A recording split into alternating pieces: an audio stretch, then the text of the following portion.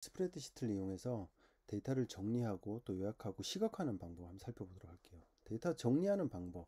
자, 우리 방과 후에 학교에 남아 있으면 주로 무엇을 하나요? 쭉 이렇게 나열을 해놓으면 눈에 잘 안 들어오죠. 정리하는 가장 첫 번째 방법은 여기 오른쪽에 클릭하면 시트 정렬이라는 게 있습니다. 얘를 클릭해 보니까 어때요? 같은 종류끼리 쭉 모아서 보이게 되죠. 그러면 전체적인 특성이 조금 더 눈에 들어옵니다. 자, 두 번째는 필터라는 기능이 있는데요. 여기 있습니다. 저 필터를 적용을 해주게 되면 예를 들면 응답자의 성별에서의 필터로 해보면, 자, 남학생을 지우고 여학생만 남겨보겠습니다. 다시 말해서 필터를 통해서 내가 원하는 데이터만 남겨놓을 수 있습니다. 그래서 응답자 특성에 따라서 데이터를 분리해서 분석을 할 때 효과적으로 쓸 수 있는 방법이 되겠고요. 다 클릭해서, 자, 이번에는 표로 한번 만들어 볼까요? 우리 표로 정리하는 방법이 되게 도수분포표죠. 자, 초과 이하로 만들 수가 있고요. 자, 각 계급의 도수를 계산하기 위해서 우리 함수를 사용해 볼 텐데, 도수는 바로 프리퀀시입니다. 그래서 프리퀀시라는 함수를 적용해 보면, 자, 여기서 우리 하루의 평균적인 수면 시간을 가지고 한번 계산해 볼까요? 하루의 평균적인 수면 시간을, 자, 해서 계산할 텐데, 제가 앞에 미리 만들어 놨죠. 2시간 0에서 2, 2에서 4를 기준으로 하면 이하에 해당하는 부분을 기준으로 나누겠다는 뜻이거든요. 자, 이렇게 해주면, 자, 프리퀀시가 쫙 만들어지죠. 자, 그래서 마지막에 합을 해주면, 자, 각 계급에서 해당하는 도수가 이렇게 도수분포표 형태로 정리가 됐습니다. 자, 막강한 이 표가 바로 피벗 테이블이라는 건데, 여기 삽입에 보면 피벗 테이블이라는 도구가 있습니다. 자, 얘를 누르게 되면, 자, 여기 있어서 우리가 이제 원하는 데이터 뭐 전부 다를 한번 잡아 볼 수 있습니다. 얘를 전부 다 잡아서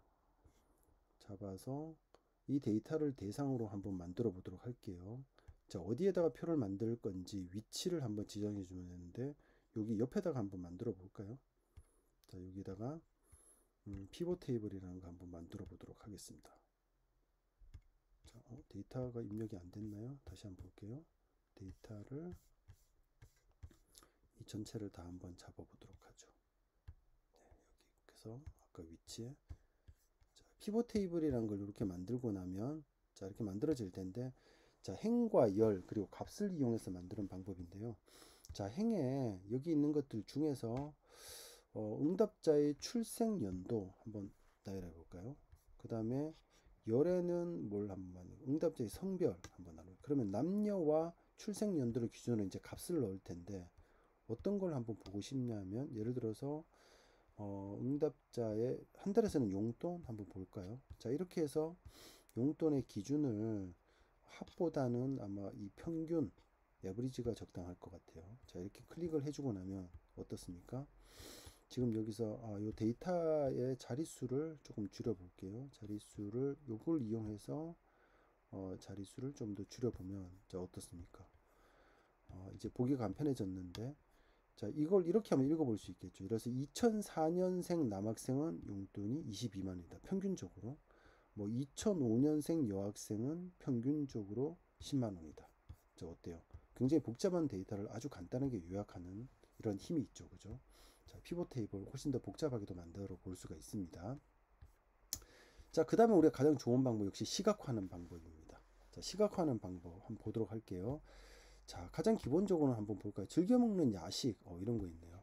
자, 즐겨 먹는 야식을 시각화 시킨다면, 이 데이터를 한번 쭉 다 긁은 다음에 드래그해서 여기 있는 차트를 한번 만들어 볼 수 있습니다. 차트를 이용하면 어때요?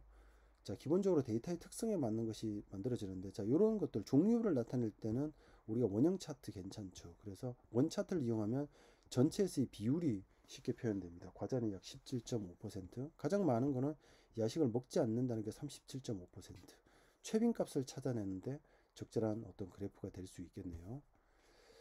자, 이외에 또 다른 게 뭐가 있을까요? 예를 들어서 여기 있는 값들 중에 응답자의 출생 연도에 따른 수를 한번 보도록 할까요? 출생 연도를 가지고 드래그를 한 다음에 여기 차트를 만들어 주게 되면, 뭐 원 차트가 나올 수도 있지만, 여기 종류에서 만약에 선 차트를 사용한다고 하면 어떻습니까? 연도에 따라서 이런 어떤 선 차트가 만들어지는데, 아주 적당한 건 아니지만 어떻든 연도에 따라서 어떤 변화하는 특성들을 나타낸다고 하면 이런 선 차트가 조금 유용하다고 볼 수가 있겠죠. 그죠?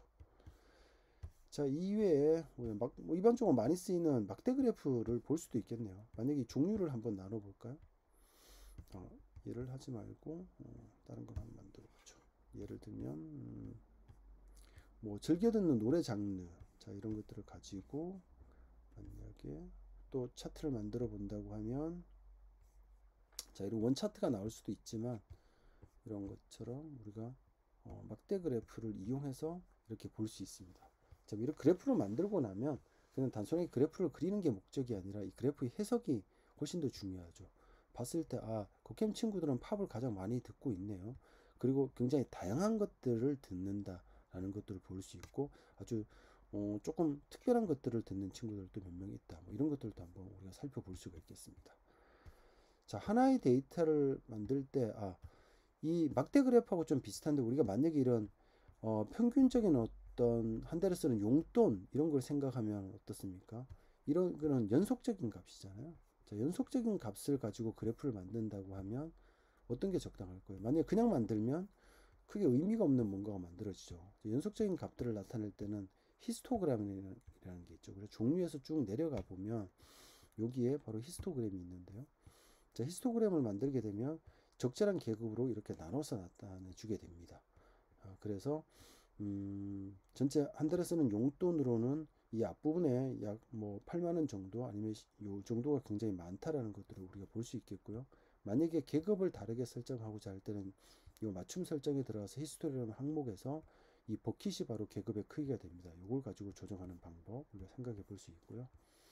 자, 마지막으로 우리의 두 개의 데이터가 어느 정도 관련이 되어 있는지, 자 이런 거 한번 살펴보도록 하겠습니다. 얘를 좀 밑으로 치워놓고, 만약에 여기 있는 이제 데이터들 중에서 이 거캠이 정신급식에 얼마만큼 만족하나, 저녁급식에 얼마만큼 만족하나, 자 이런 것들 우리가 나타내고 싶다고 하면 이 두 개의 데이터를 같이 클릭을 해서 이 둘 사이의 관계가 어떻게 되는지를 보려고 한다. 이러면 어떤 게 적당할까요? 이 차트의 유형 중에서 이 분산형으로 되어 있는 차트, 뭐 산점도를 그리게 될 텐데요. 이렇게 그려주게 되면 이 X축, Y축이 한꺼번에 찍히면서 이 둘 사이의 관계가 어떤 모양을 나타내겠죠. 이쪽으로 있다면 이제 양의 상관관계, 만약에 이런 모양으로 된다면 음의 상관관계, 상관관계가 있다 없다, 이런 항목들을 우리가 이 그래프를 통해서 확인을 할 수가 있겠습니다.